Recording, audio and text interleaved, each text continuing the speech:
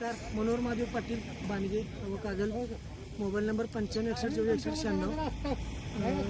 साहेबांनी बाहेर जे 635 भाग जे दिले पहिल्यांदा मी रोप लागण केली त्यांच्या फीडबॅकमुळे ज्या फवारण्या वगैरे घेतल्या व्यवस्थित, त्यामुळे या आता भाग असे दिसते. पहिली गोष्ट म्हणजे ह्या शेतामध्ये ह्या 10 ते 15 वर्षात पहिल्यांदाच असं पीक आलं